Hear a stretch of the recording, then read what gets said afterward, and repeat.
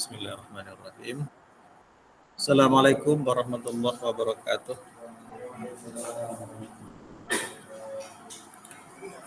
Kita lanjutkan tentang ta'arudul jarhi wa ta'dil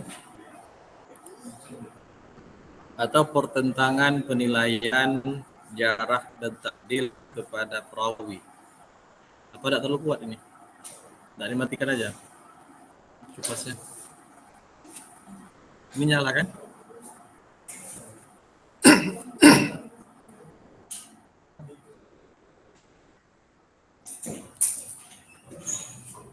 Baik, kemarin sudah kita mulai membuka tentang pertentangan penilaian jarah dan ta'dil kepada perawi, di mana penilaian pertentangan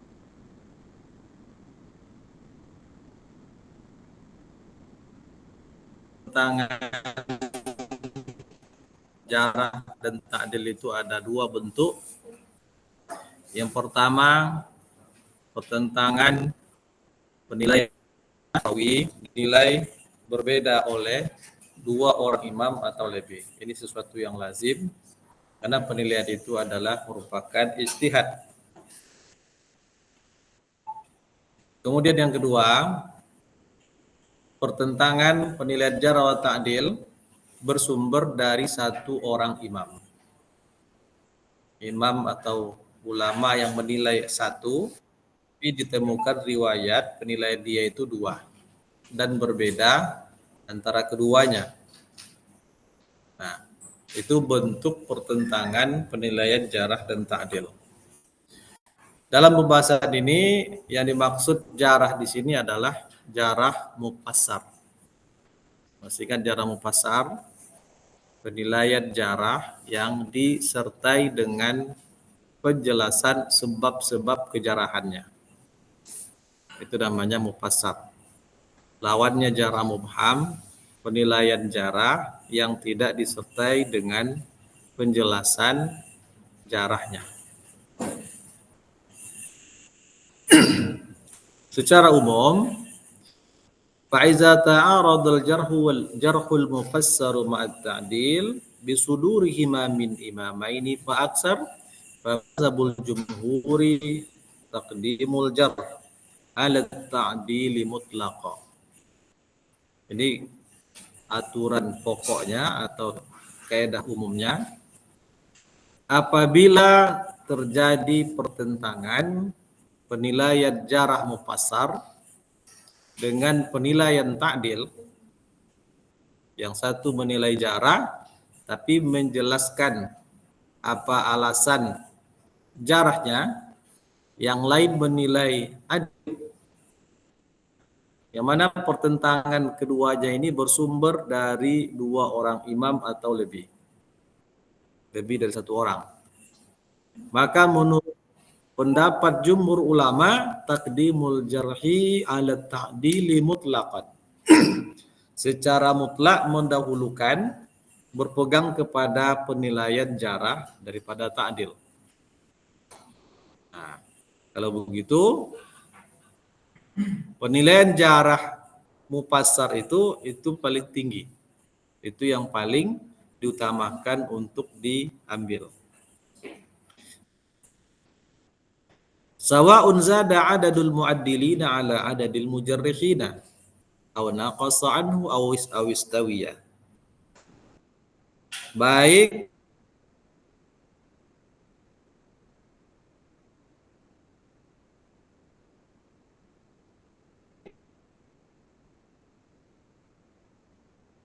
ini apalagi, atau lebih sedikit, yang menilai jarah lebih sedikit daripada yang menilai adil, atau jumlahnya sama, yang menilai adil satu, yang menilai jarah satu, atau yang menilai adil dua, yang menilai jarah dua. Kalau yang sedikit, yang menilai adil hanya satu, yang menilai jarah banyak. Nah, karena penilaian yang menilai adil banyak, yang menilai jarah satu, maka dalam keadaan seperti itu tetap dimenangkan penilaian jarah. Nah, itulah kaidah umum oleh mazhab jumhur ulama.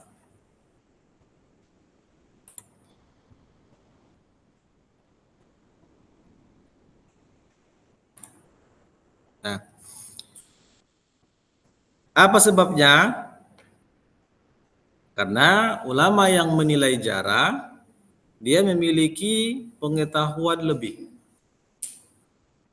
Yang tersembunyi yang tidak diketahui oleh ulama yang menilai adil tentang keadaan seorang perawi. Makanya dia berani menilai jarah.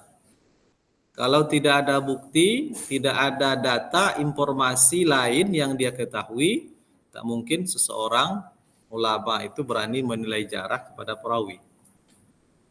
Paling tidak itu akan dinilai sebagai perawi yang majhul, didiamkan saja. Tapi karena dia punya bukti, punya alasan untuk menilai jarah, walaupun dianya sendiri yang menilai jarah, dia akan nilai jarah. Karena ada alasan itu. Walaupun semua orang menilai baik, tapi dia punya alasan menilai jarah. Nah, ketika dia menilai jarah dengan menyertakan alasan-alasan itu, maka penilaian jarah inilah yang lebih diutamakan. Karena ini berkaitan dengan hadis, tentu kehati-hatian yang harus didahulukan. Nah, dalam keadaan seperti ini, ulama yang menjarah bisa memaklumi penilaian adil dari ulama yang menilai adil. Karena mereka menilai adil berdasarkan tampilan zahir saja. Tapi dia menilai jarah berdasarkan informasi tentang keadaan perawi yang tersembunyi bagi yang lain. Nah, itu kemarin. Sekarang itu standar umum pendapat jumhur itu seperti itu. Nah, wasimatun salah satu aqwalin ukhra bima iza zada adadul muaddilin ala adadil jarihina. Iya. Nah, sekarang di samping pendapat jumhur ulama ini ada beberapa pendapat lain. Ini di samping pendapat jumhur ada beberapa pendapat ulama lain dalam keadaan begini. Apabila ulama yang menilai adil jumlahnya lebih banyak daripada ulama yang menilai jarah. Kalau jumhur tadi tetap walaupun yang menilai jarah itu sedikit, yang menilai adil banyak, tetap dibenangkan penilaian jarah karena jarahnya mufassar. Tapi ada pendapat lain. Dalam kondisi begini saja, jumlah ulama yang menilai adil lebih banyak daripada ulama yang menilai jarah. Umpamanya yang menilai adil ada 5, yang menjarah hanya 1. Nah, kalau dalam keadaan seperti itu, ada pendapat lain. Tapi kalau jumlah yang menilai adil dan jarah sama, nah ini tidak masuk dalam pendapat yang lain ini. Ini hanya khusus dalam jumlah yang menilai adil lebih banyak daripada yang menilai jarah. Nah, apa pendapatnya? Pertama, ma hakahul khatibul Baghdadi an ta'ifatin min ahlil ilm yuqaddamu ta'dilu alal jarh. Yang dinukilkan oleh Al-Khatib Al-Baghdadi tentang sekelompok ahli ilmi. Tidak disebutkan di mananya. Nah, bisa jadi dari ulama Baghdad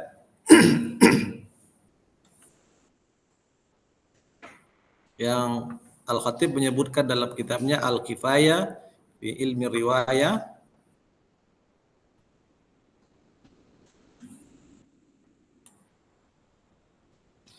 Kata Al-Khatib, yuqaddamu ta'dilu alal jarh. Didahulukan penilaian adil daripada jarah. Ini dalam keadaan ulama yang menilai adil lebih banyak daripada yang menilai jarah. Itu kaedahnya. Tapi itu hanya sekelompok dari ahli ilmi. Sebagian mereka mendahulukan penilaian adil dibandingkan dengan penilaian jarah. Sekarang apa alasannya?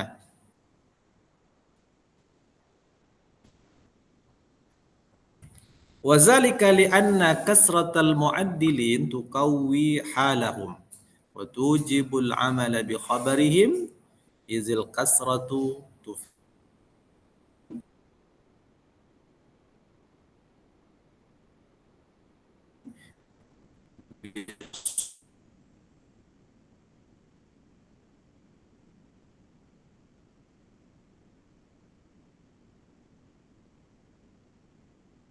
umum.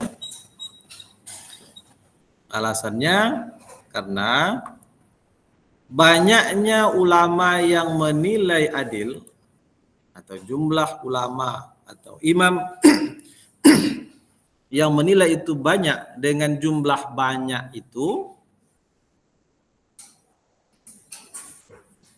itu bisa menguatkan keadaan mereka.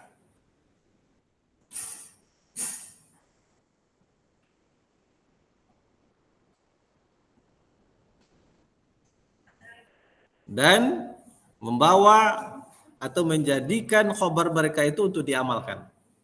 Karena jumlahnya banyak.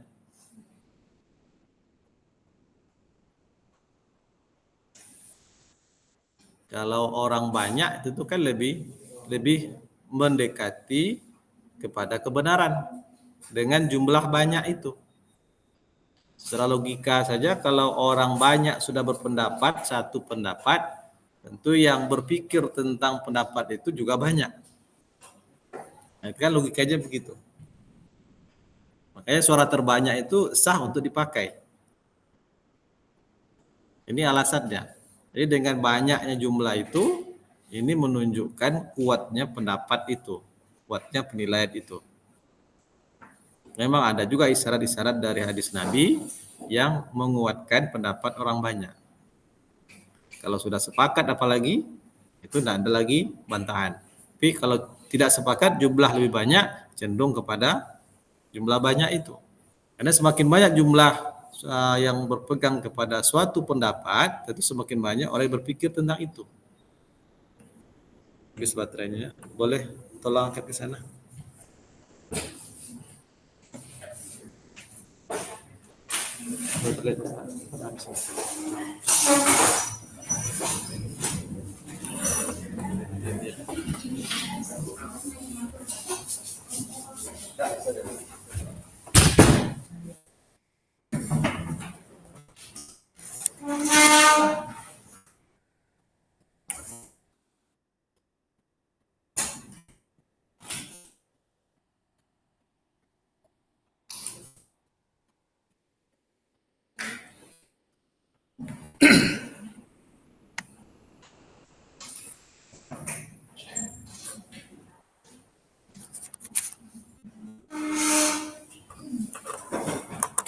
Nah, itu kan hukum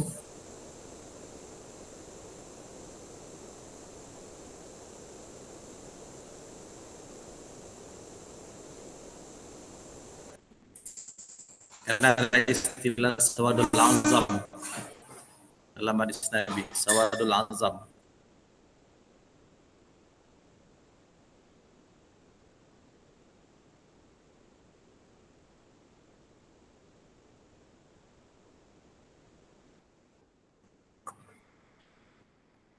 Sebab al-kasratu turidu ghalabat az-zann bi subuti dzalikal hukmi. Karena dugaan yang lebih kuat, yang paling kuat, inilah dugaan yang terkuat, yang lebih benar, karena banyak yang berpegang kepada penilaian itu. Nah, wakilatul jarihin, sementara sedikitnya ulama yang menilai jarah, tudha'ifu khabarahum, itu menjadikan lemahnya khabar mereka. Ini alasan dari sekelompok ahlul ilmi yang disebutkan oleh Al-Khatib Al-Baghdadi. Itu pendapat yang pertama. Pendapat yang kedua, mahakahul Bulkini, apa yang disampaikan atau diceritakan dari Al-Bulkini begini. yuqaddamu qaulul ahfazi minal a'immatil mukhtalifina. Didahulukan pendapat atau penilaian imam yang paling ahfaz atau paling hafiz di antara para imam yang berbeda dalam menilai itu. Itu pendapat Al-Bulkini.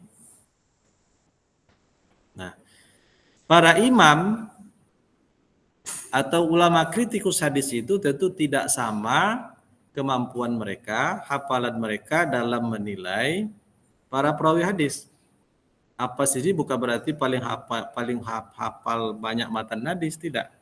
Tapi paling hafal dengan matan dan para perawi hadis.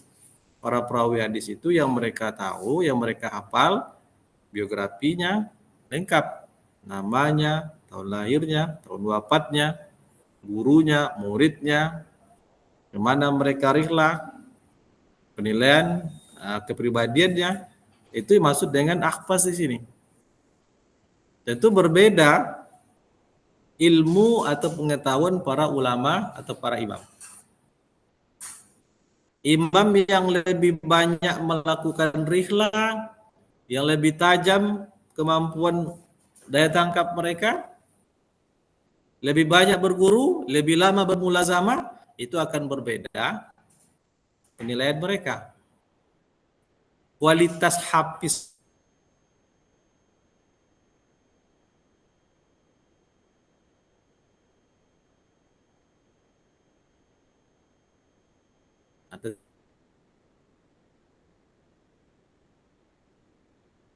itu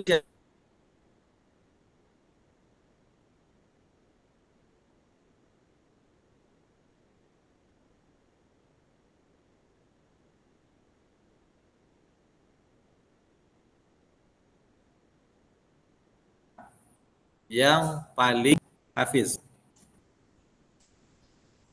Diambillah atau diterimalah pendapat imam yang paling hafiz. Tidak melihat kepada jumlah yang menilai jarah atau ta'dil tadi.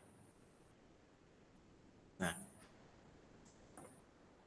Wa yumkinu tawjihuhu bi anna al-a'immata laisu ala darajatin wahida min al-ittila'i ala ahwalir ruah amma. Ini alasannya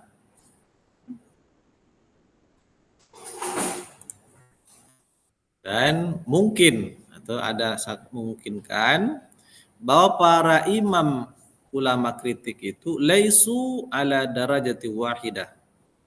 Mereka tidak berada pada level yang sama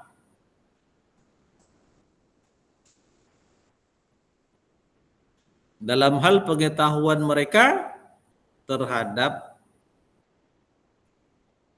keadaan para perawi secara umum. Itu takkan sama.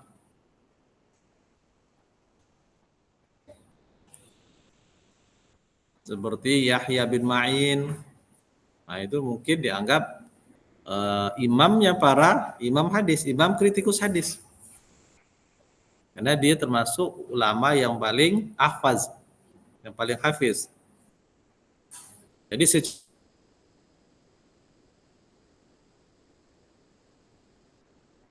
tidak sama.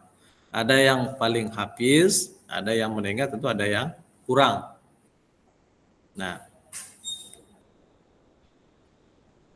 bal minhum man takallama fi aksari ruwa kabni Ma'in wa Abi Hatimin wa minhum man takallama fi katsirin minar ruwa kal imam Malik wa Syu'bah bin al-Hajjaj wa minhum man takallama fil rajuli ba'da ar-rajul Sufyan bin Uyainah wal Imam Syafi'i.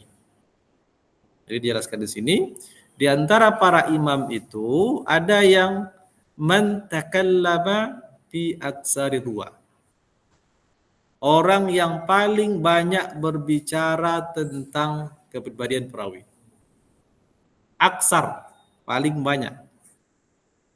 Berarti paling banyak berilmu tentang keadaan para perawi.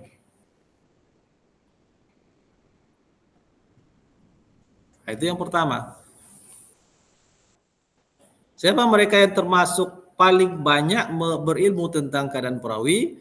Ada seperti Ibnu Ma'in atau Yahya bin Ma'in yang wafat itu tahun 232 atau ada yang mengatakan 233 Hijriah. Itu imamnya, ulama yang terbanyak dalam berbicara tentang kepribadian perawi. Ada Abu Hatim. Nah, itu juga termasuk ulama aksar, terbanyak atau paling ahfaz. Tapi ada man takallama fi katsirin minar ruwah. Ada imam yang memang juga banyak berbicara tentang kepribadian perawi, tapi tidak terbanyak, yang sedang. Apa sebab? Bisa di imam kelompok yang kasir ini, memang mereka banyak mengenal para perawi, tapi tidak banyak melakukan penggembaraan. Seperti Imam Malik bin Anas. Imam Malik bin Anas itu, dia hanya belajar di Madinah saja. Beda dengan ulama yang lain, pengembaranya ke berbagai daerah yang di situ ada ulama atau para perawi yang menyampaikan hadis.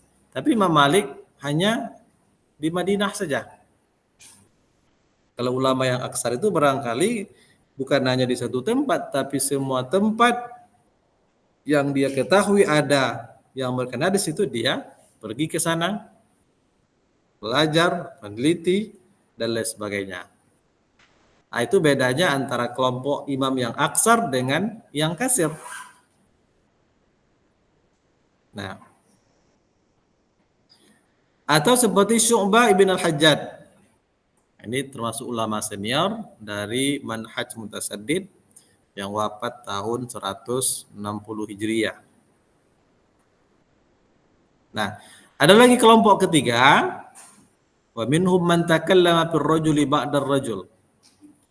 Di antara mereka ada imam yang hanya berbicara atau memberikan penilaian jarh wa ta'dil satu orang saja, satu dua orang saja. Tak banyak. Fir rajuli ba'da rajul. Hanya beberapa orang saja. Seperti Sufyan bin Uyainah.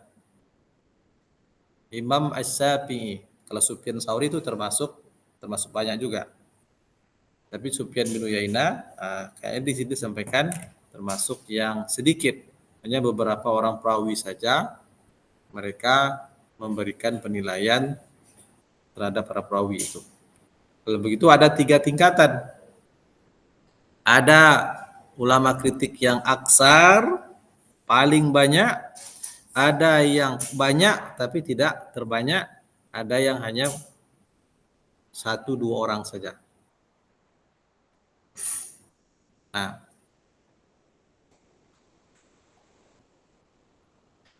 kemudian wa qad yakunu fihim man huwa aksaru ma'rifatan bihali zalikar rawi bi khususihi. Itu dari segi yang pertama. Sisi yang pertama tadi dari sisi aksar, kasir, dan qalilnya. Sisi yang kedua, kadang-kadang ada di antara ulama kritik itu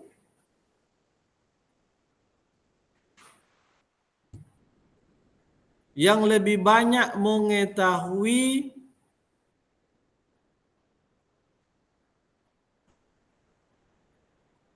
keadaan para perawi secara khusus.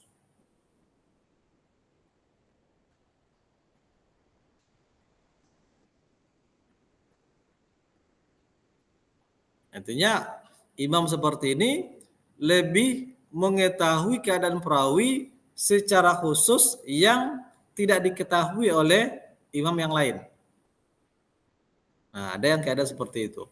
Kalau yang di atas tadi secara umum ada ulama yang aksar berbicara tentang perawi, ada yang banyak tapi tidak paling banyak, ada yang hanya 1-2 orang saja. Di sisi lain, ada imam yang paling banyak mengetahui keadaan perawi secara khusus, walaupun dia bukan imam yang terbanyak berbicara tentang keberadaan perawi. Maksudnya dia hanya mengetahui kepribadian perawi itu 1-2 orang saja umpamanya. Bukan orang yang paling banyak mengetahui kepribadian perawi. Tapi pengetahuan dia terhadap 1-2 orang ini itu lebih mendetil dibandingkan dengan ulama lain. Lebih khusus. Sampai umpamanya sampai ke tai lalatnya dia tahu. Kalau yang lain hanya tahu rumahnya di situ, gurunya di sini. Ini enggak, tai lalat dia tahu. Itu kan lebih detail, yang orang lain tak tahu. Itu contoh. Maka ada di satu sisi para imam itu yang lebih banyak mengetahui keadaan perawi secara detail, walaupun dia bukan termasuk ulama yang aksar.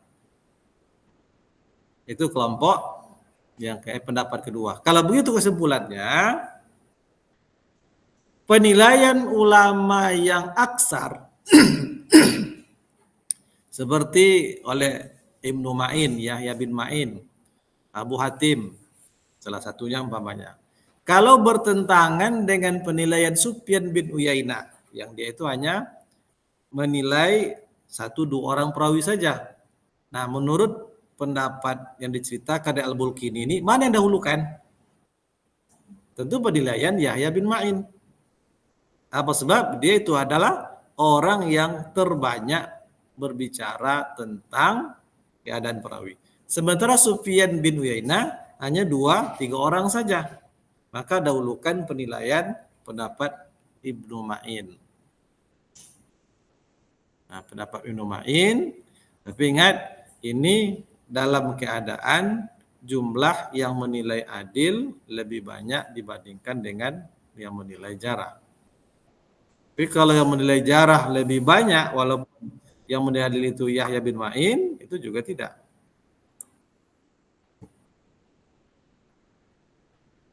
Atau ada indikasi ada perawi yang lebih banyak mengetahui keadaan khusus seorang perawi. Walaupun dia bukan perawi yang terbanyak mengetahui keadaan perawi, tapi untuk perawi tertentu dia tahu keadaan perawi itu secara khusus. Seperti tadi, tai lalat dia tahu. Walaupun bukan di wajahnya. Dia tahu. Namanya begitu. Yang lain tak sampai sedetil itu. Maka yang mengetahui lebih detail ini itu akan didahulukan daripada yang hanya tahu secara umum. Lalu kita buat contoh. Si A dikenal orang baik, rajin ibadah. Tapi ada teman dekatnya bilang, oh dia itu suka berzina. Yang tahu cuma 1 orang teman dekat ini. Kalau si A itu seorang perawi hadis, tentu wajib disampaikan kekurangan ini. Nah, walaupun itu merupakan ghibah tapi dibenarkan dalam rangka menyelamatkan hadis Nabi. Nah, itu menjadi kewajiban, tak boleh disembunyikan agar orang tahu bahwa dia itu bukanlah orang yang adil tapi seorang yang fasik. Itu pendapat yang kedua. Sekarang pendapat yang ketiga. Ma hakahus Sakhawi, yang disebutkan disampaikan oleh Imam As-Sakhawi Ani Ibnul Hajib, dari Ibnul Hajib. Apa katanya? Annahuma yata'aradani fala yuqaddamu ahaduhuma 'alal akhari illa bimurajjihin. Paham sudah kira-kira? Pertentangan penilaian jarah dan ta'dil itu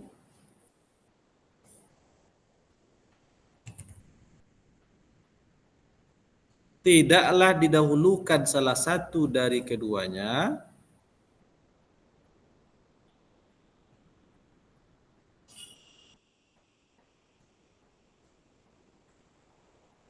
kecuali dengan adanya faktor penguat murajjih.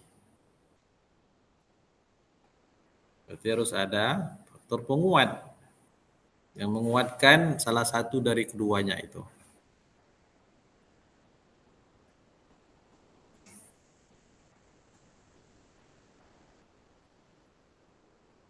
Selama tidak ada faktor penguat berarti tidak bisa dipilih mana di antara dua pertengahan itu yang lebih kuat untuk dipegangi.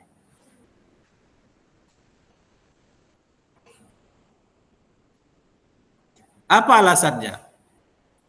Wazalika li'anna ma'al mu'addili ziyadata quwwatin bil kasrah wa ma'al jarihi ziyadata quwwatin bil ittila'i 'alal batin. Masing-masing punya kelebihan dan punya kelemahan. Yaitu dari pihak ulama yang menilai adil punya nilai tambah. Apa itu? Banyak yang menilai. Dengan jumlah banyak itu ini menjadi penilaian itu menjadi kuat. Berarti nilai tambahnya adalah karena jumlah yang banyak menilai adil itu. Jumlahnya itu. Tapi ulama yang menilai jarah juga punya nilai tambah. Kelebihan.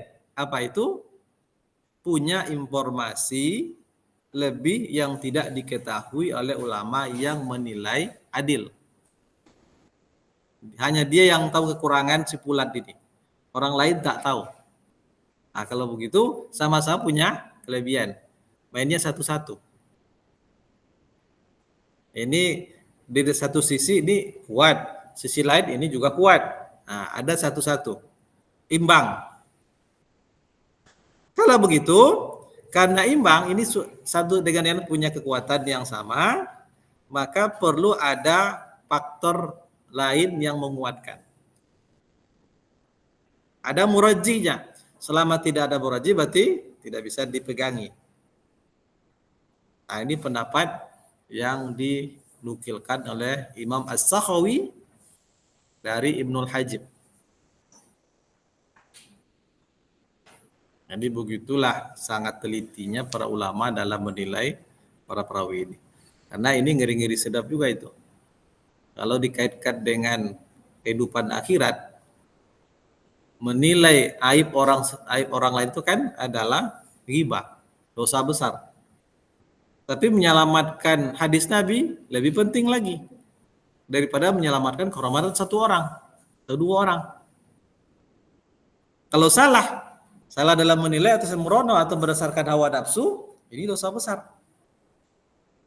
Nah, itu berbahaya. Jadi amanahnya sangat berat yang dipegang oleh para ulama penilai itu. Karena menyangkut kehormatan seseorang dan menyangkut agama.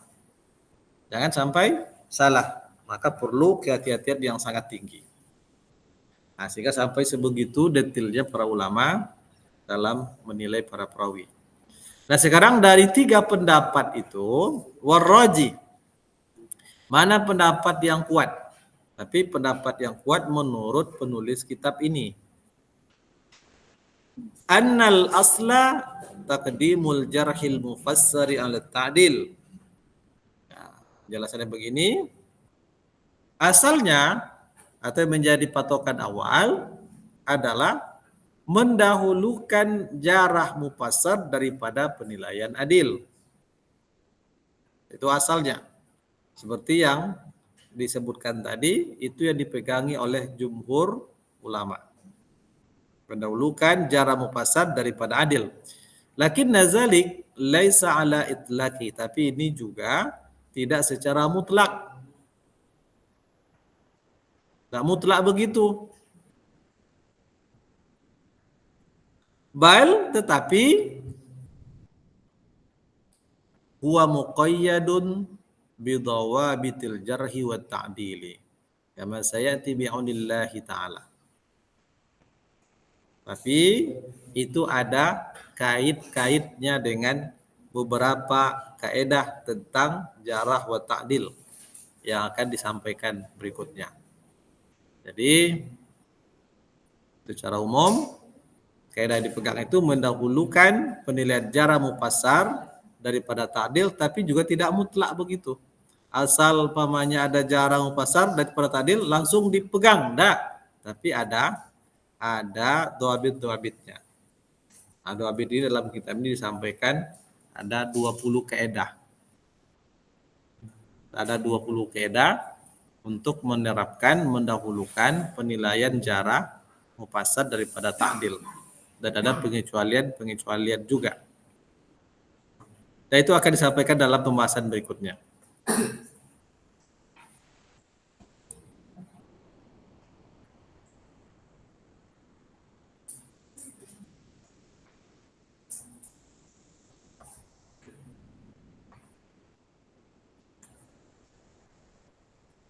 Nah, wa amma iza ta'aradal jarhul mubhamu ma'at ta'dil.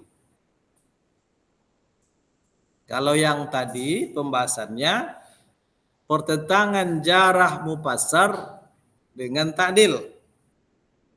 Nah, begitu ketentuannya. Tapi sekarang apabila terjadi pertentangan jarah mubham, bukan lagi jarah mufassar, tapi jarah mubham dengan penilaian ta'dil. Bagaimana pula? Faqad hakas Sakhawi an Abil Hajjaj Al-Mizzi.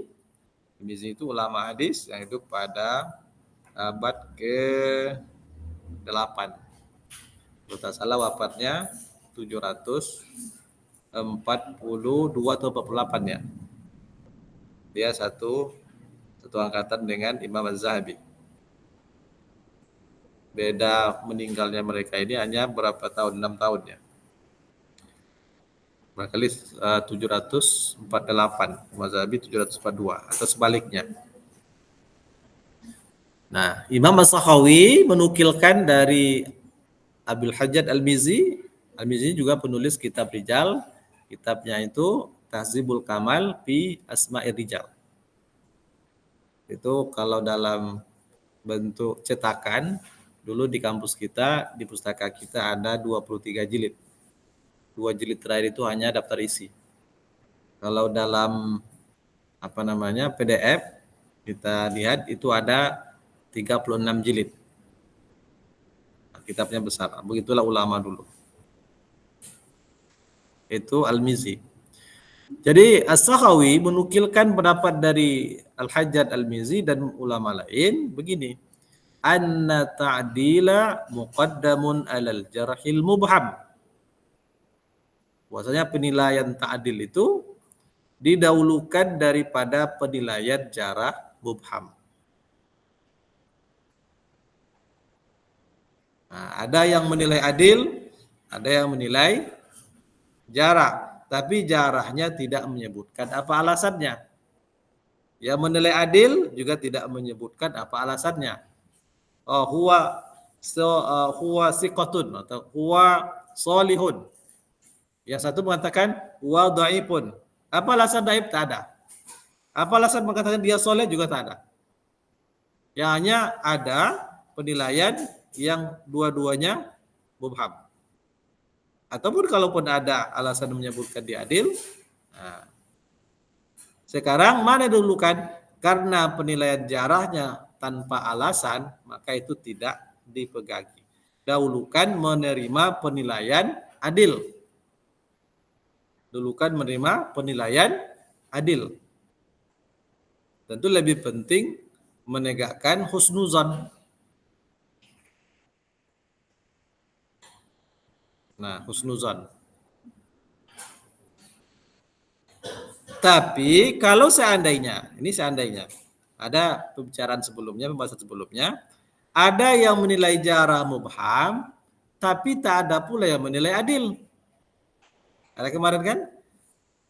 Yang menilai jarah mubham ada, yang menilai adil tak ada. Dalam keadaan seperti ini, maka lebih utama untuk berpegang kepada penilaian jarah mubham dibandingkan tidak menerimanya. Nah, karena dalam keadaan seperti ini, perawi itu sebetulnya dianggap dalam posisi majhul, perawi yang tidak dikenal. tak ada yang menilai adil, yang ada hanya jarahnya pun mubham. Maka lebih utama mengambil penilaian jarah mubham itu daripada mengabaikan sama sekali. Berarti antara jarah mubham berlawanan dengan ta'dil. Tapi jarah mubham berlawanan dengan majhul, maka tetap dipegang jarah mubham. Kalau ta'dil berlawanan dengan jarah mubham, maka ta'dil didahulukan. Nah, lakinna laisa zalika ala itlaqihi, tapi ini juga tidak mutlak begitu. Tidak mutlak. Fa inna tawsiqal imamil mutasahil la yuqaddamu ala jarhil imamil mu'tadil.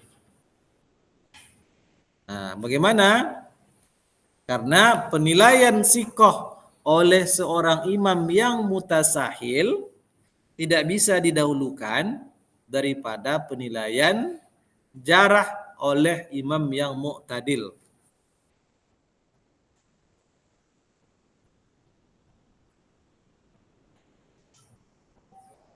Nah, memang manhaj imam ini belum disampaikan di sini, tapi ada pada bagian berikutnya ada. Kita singgung sedikit di sini. Manhaj atau metode para imam dalam menilai perawi itu ada 3 manhaj. Dulu juga salah sudah pernah singgung ya. Yang pertama ada manhaj mutasyaddid atau metode para ulama yang begitu ketat dalam menilai perawi.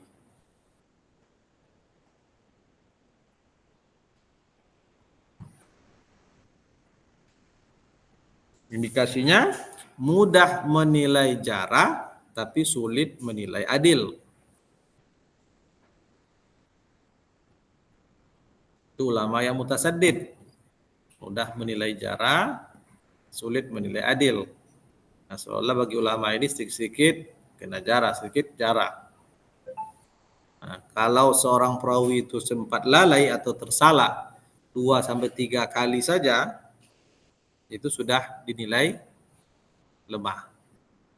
Tidak dhabit. Begitu ketatnya. Kalau yang lain itu masih ditolerir. Yang namanya manusia kan pasti ada khilaf. Tapi bagi ulama yang mutasaddid, salah 2-3 kali itu sudah dianggap tidak dhabit. Nah, itu kelompok mutasaddid. Di bawah ulamanya di sini nanti disebutkan ada Yahya bin Ma'in, yang paling senior itu Syu'bah bin Al-Hajjaj yang wafat 160. Di bawah itu ada Yahya bin Sa'id Al-Qattan wafat 198. Di bawah itu baru ada Yahya bin Ma'in wafat 232. Ada Abu Hatim Ar-Razi. Kemudian ada Imam An-Nasa'i wafat 303. Itu ulama mutasaddid semua. Mudah menilai adil, mudah menilai jarah, tapi sulit menilai adil. Kelompok kedua, ada ulama yang mu'tadil, pertengahan. Itu sangat-sangat objektif dalam menilai. Lihat. Tidak mudah menilai adil, juga tidak mudah menilai kena jarah. Jadi tak mudah menilai adil, tapi tak mudah juga menilai jarah. Itu kelompok mu'tadil.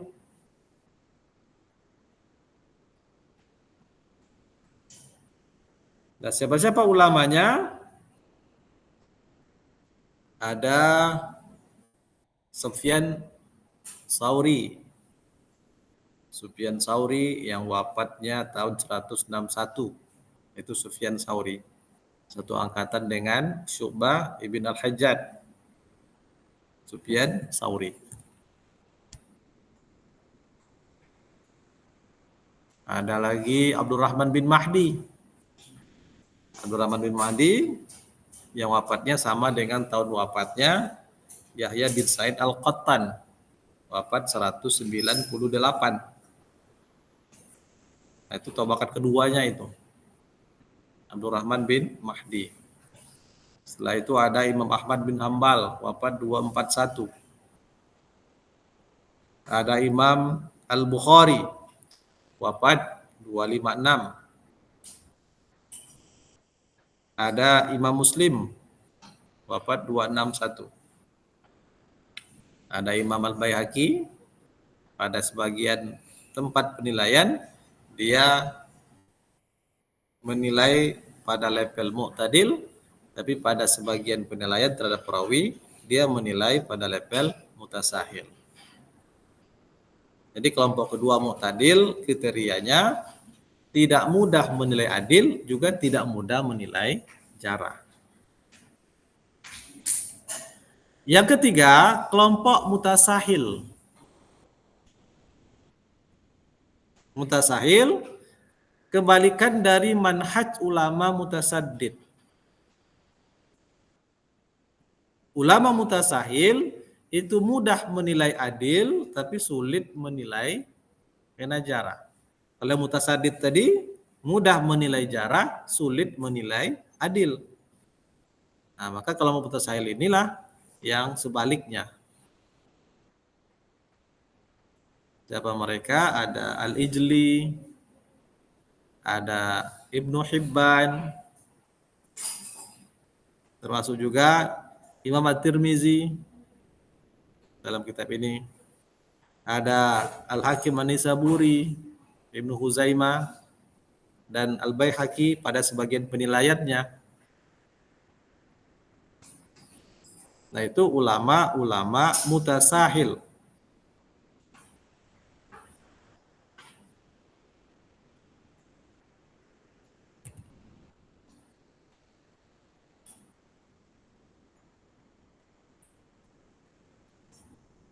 Nah, ulama untuk mutasahil ini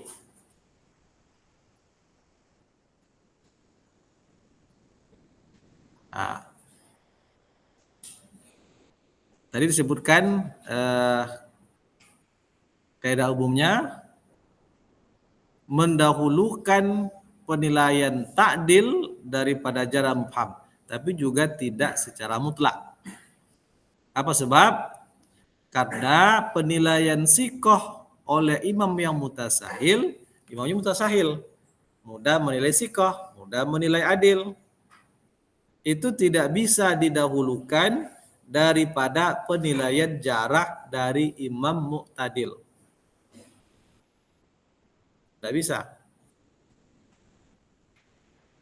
Umpamanya imam yang mutasahil, ada Ibnu Hibban.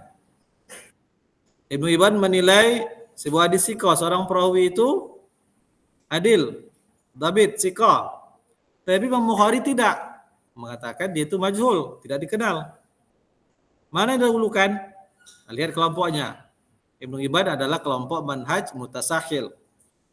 Sementara Imam Bukhari kelompok mu'tadil.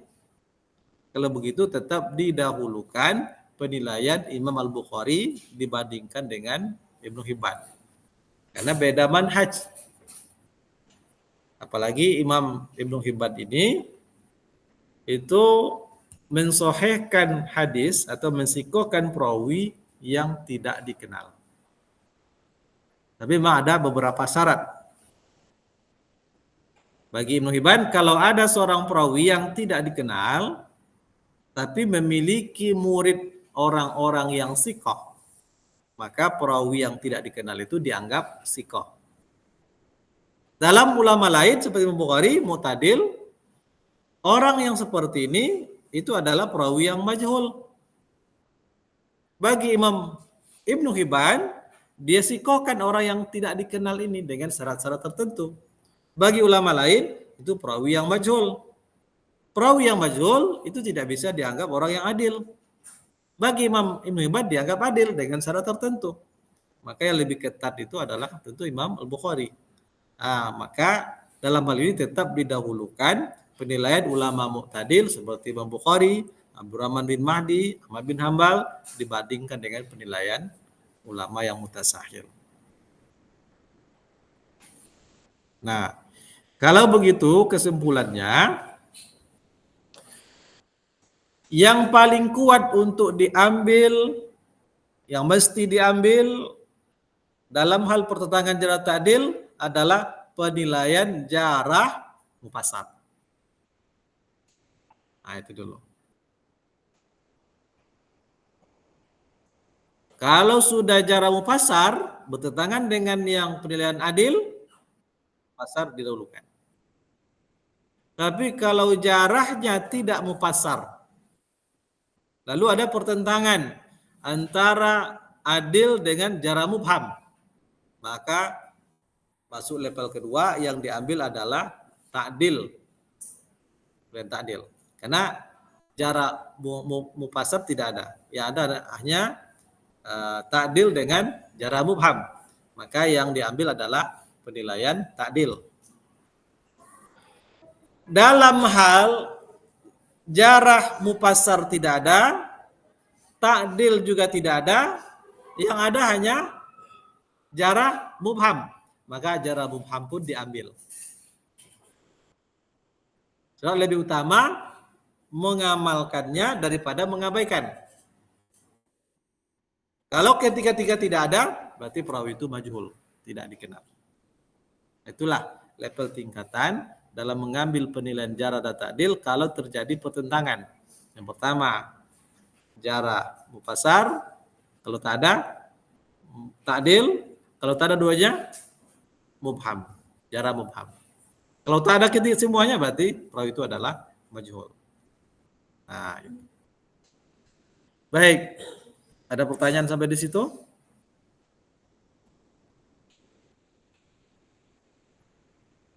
Bisa dipahami?